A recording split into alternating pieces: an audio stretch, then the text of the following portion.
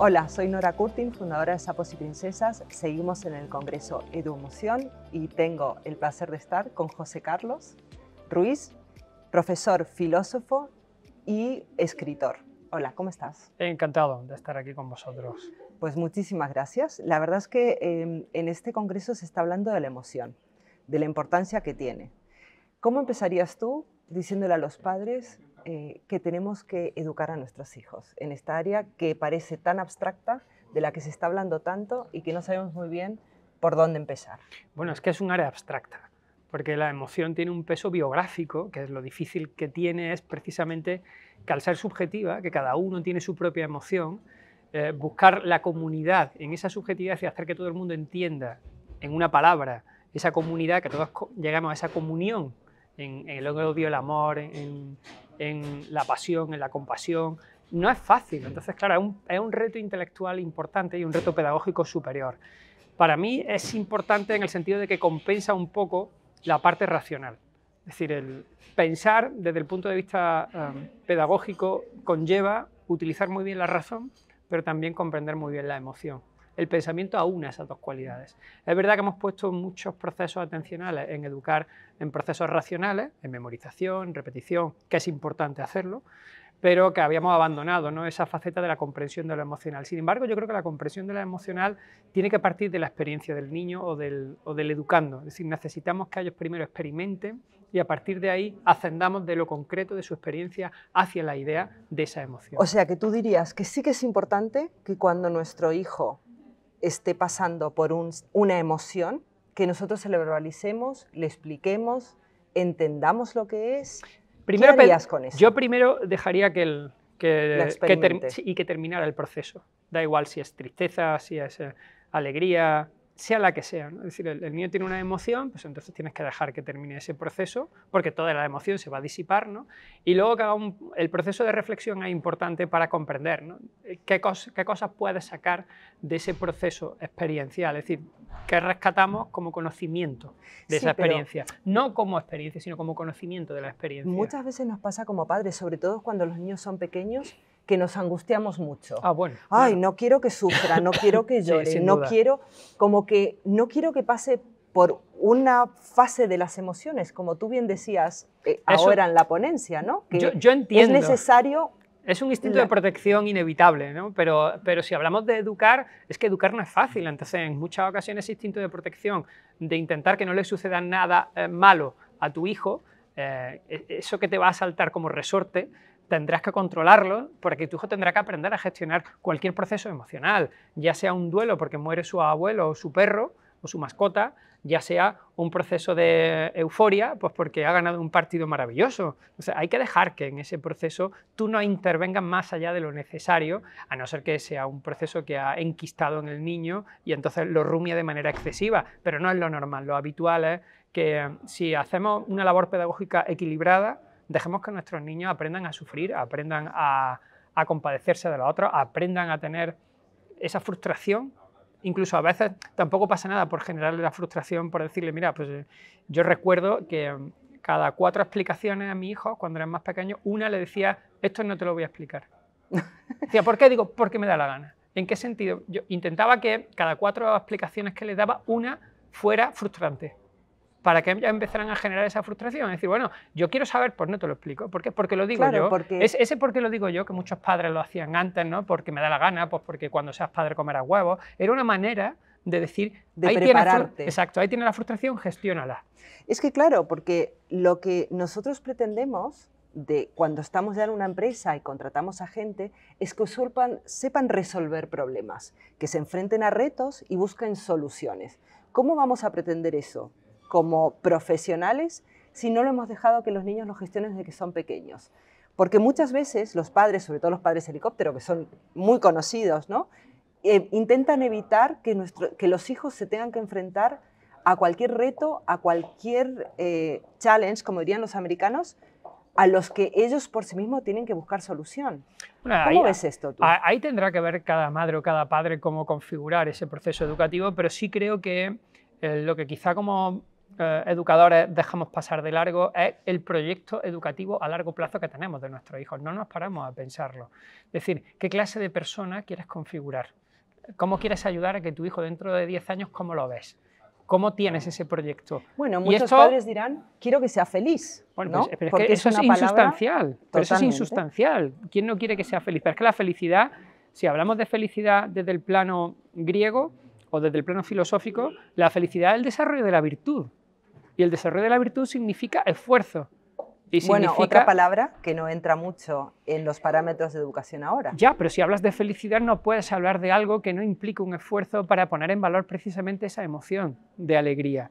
Porque para que seas feliz necesita el contraste. Si no hay contraste, no tienes la percepción de la felicidad. Claro, porque si siempre está feliz no y no sabe nunca lo que es la tristeza, no está feliz ¿cómo nunca puede valorar esos puntos de felicidad? Y necesitas yo apuesto mucho por el medio o el largo plazo en los procesos educativos porque es inevitable. Cuando uno cultiva una identidad en alguien o ayuda en ese cultivo, tienes que ver el largo plazo siempre. Y el largo plazo implica muchos sacrificios iniciales. Yo pongo una metáfora que la he utilizado muchas veces sobre el césped y el árbol.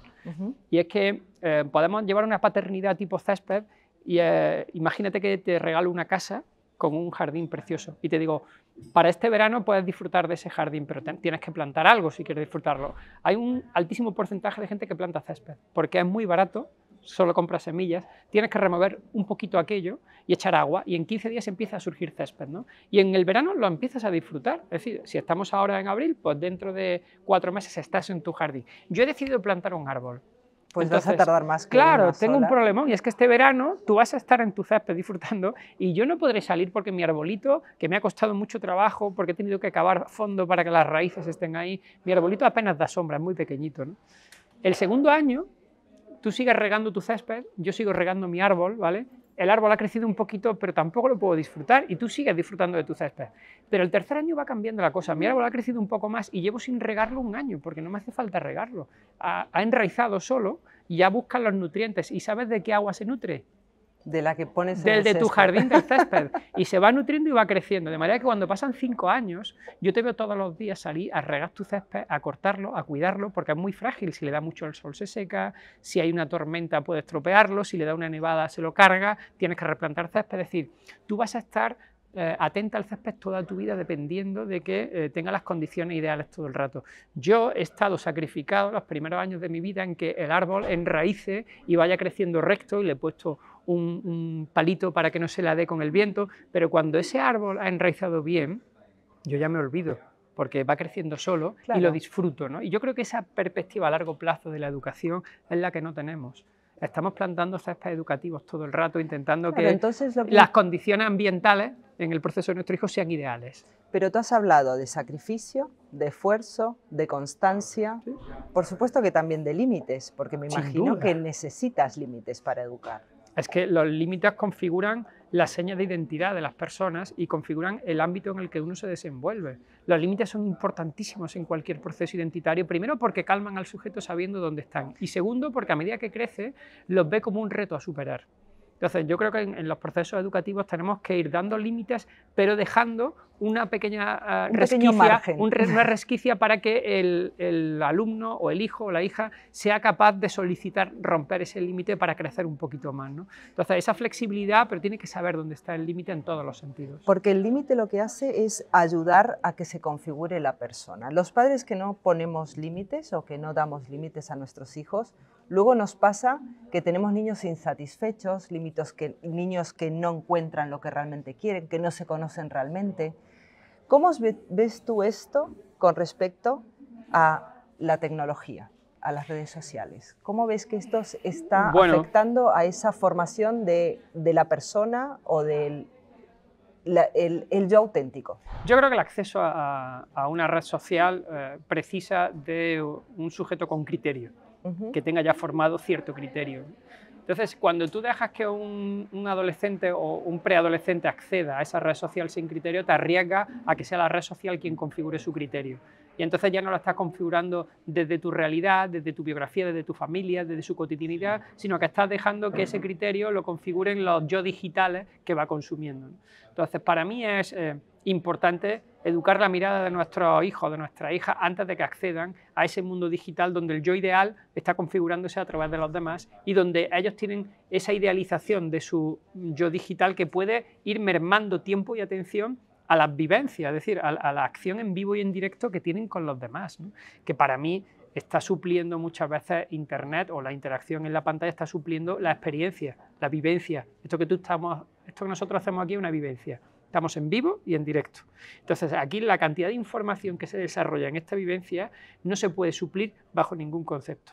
Si nuestros hijos experimentan a través de la vivencia, su enriquecimiento como sujetos es infinito, porque la cantidad de información que reciben es abismal. Pero si la pantalla se pone entre medias de nosotros, yo me conecto con tu yo digital a través de mi yo digital, la pantalla lo que hace es mediatizar, es decir, se pone en medio.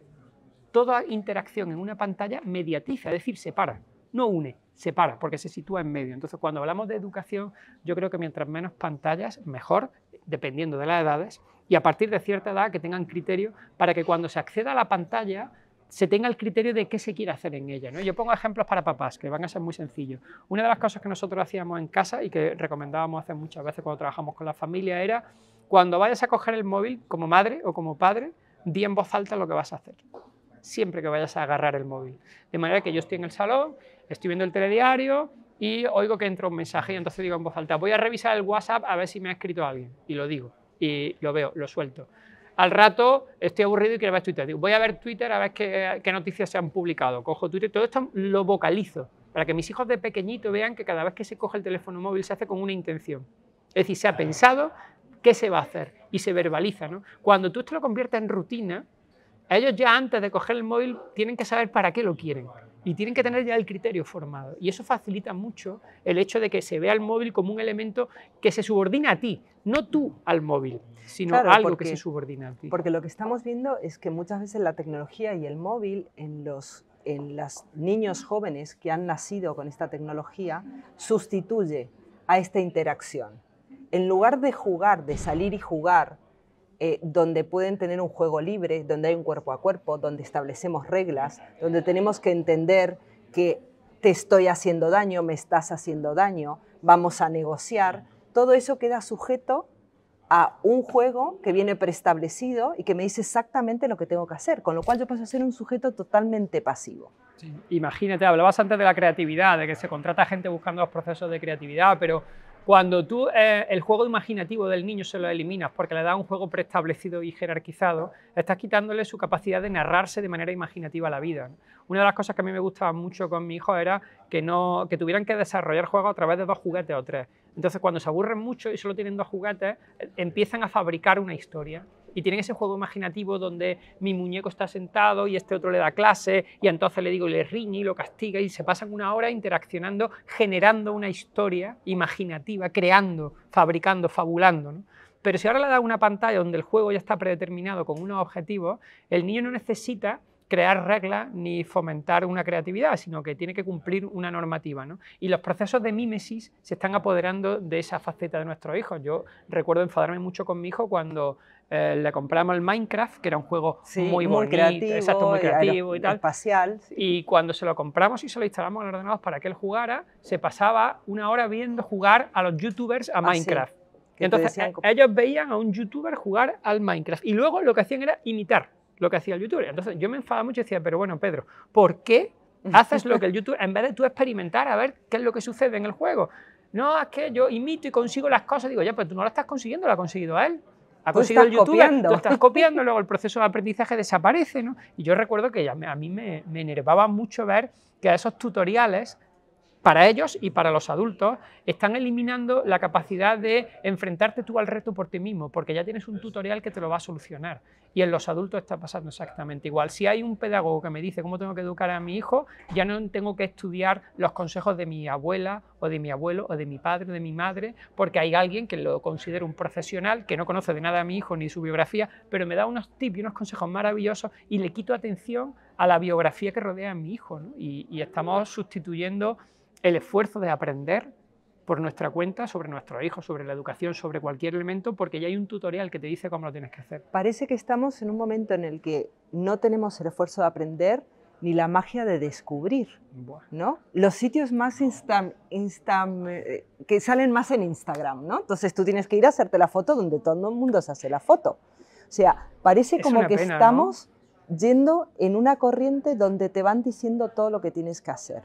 A mí me interesó mucho un comentario que tú hiciste sobre cómo nos relacionamos con la gente, porque claro, uno tiene que ir aprendiendo a cómo se muestra, ¿no? Hablabas de las máscaras, de cómo tenemos que nosotros presentarnos o mostrarnos frente a las distintas personas con las que socializamos o con las que tenemos relación a lo largo de nuestra vida.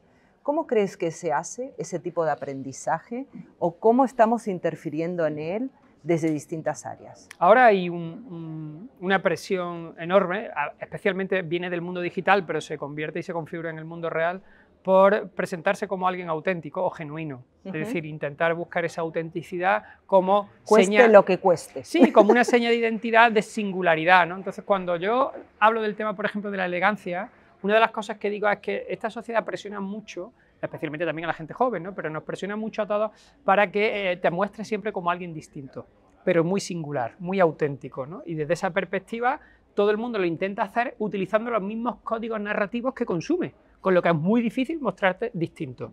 Es decir, si tú estás consumiendo cómo se hacen en internet estas cosas, o cómo se publicita en Instagram esto, y tú intentas hacer lo mismo, pero dando un pequeño toque de diferencia, pero con el mismo código narrativo que consumes, mostrarte distinto es casi imposible. Entonces, no se trata de mostrarte distinto o singular o único, ¿no? Se trata de que tú consideres que la singularidad tuya tiene valor para ti y para la gente que te quiere, y desde esa perspectiva tienes que tener el valor de utilizar una máscara dependiendo del contexto en el que te encuentras, y esto es lo que creo que estamos perdiendo, la capacidad de decirle a nuestros hijos, oye, estamos en un restaurante y esto no es casa, y aquí tienes que leer el contexto y ponerte la máscara de estar fuera con gente anónima, que ahora estás en clase y tu profesor no es tu colega, y tienes que ponerte la máscara de alumno, porque estás en clase, y cuando estás jugando con tus amigos tienes la máscara de amigo, y cuando hablas conmigo tienes la máscara de hijo.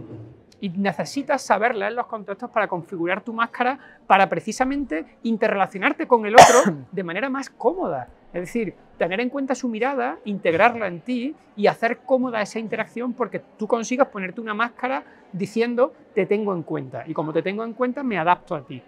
Y esto lo estamos perdiendo. Quería preguntarte, antes de terminar, ¿cuál sería el mensaje o la frase que le darías a los padres y las madres que nos están viendo?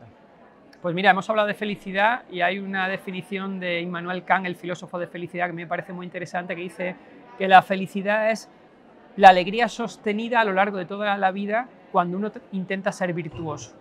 Entonces yo creo que esa es la base de la felicidad, una alegría sostenida de acostarte todos los días diciendo lo he hecho lo mejor que he podido, he intentado mejorarme como persona, como padre, como docente, etcétera, etcétera. Pues muchísimas gracias por este tiempo, muchas gracias a todos y nos vemos pronto. Eso espero. Un saludo. Gracias.